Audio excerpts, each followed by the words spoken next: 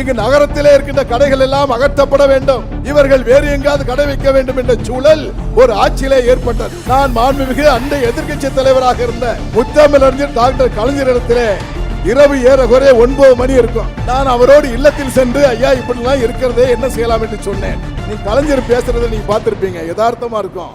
எப்ப ஊர்ல கடை வைக்காம என்ன காட்டுக்குள்ள வைப்பாங்க? அடுத்த பதில் பாருங்க. அன்றைய முதல்வர் முத்தமிழ் அறிஞர் தான் நமக்கு பல்வேறு திட்டங்களை நாம் சொன்னோம். ஐயா ஒரு முனை வரியாக்குங்க. அப்ப தமிழ்நாட்டில் தான் அதிகாரம் இருந்தது, மத்திய அரசுல அதிகாரம் அல்ல. ஒரு முனை வரியாக்குங்க, ஆக்குனா கட்டாயம் அதிக வருமானம் வரும்னு சொன்னோம். அதிகாரியை கூப்பிட்டு உட்கார வச்சாரு. எப்ப நம்ம ஆட்கள் சொல்றாங்க நம்ம தான் செஞ்சு பாப்போம்னு சொன்னார். செக் போஸ்ட் பூரா எடுத்தாங்க, ஒரு மணி வரி ஆக்குனாங்க. ஆனா கட்டாயமா வரி உயர்வு வந்திருக்குமா வந்திருக்காதா? வந்தது. நம்மை அழைத்து கலைஞர் பாராட்டினார்.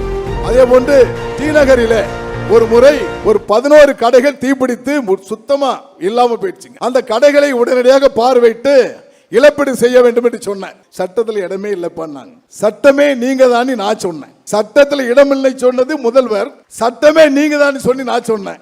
உடனே என்னோட தோளில தட்டி கொடுத்து எப்பா நம்ம பையன் வந்திருக்கான் ஏதாவது செஞ்சு விட்டுருவோம்ப்பான்னு சொல்லி உடனடியாக ஒவ்வொரு கடைக்கும் 50,000 ரூபாய் வீதம், இது 15 ஆண்டுகள் முன்பு நடந்த விஷயம், உடனடியாக கொடுத்து மகிழ்ந்தவர் தான் முத்தமிழறிஞர் டாக்டர் கலைஞர் அவர்கள்.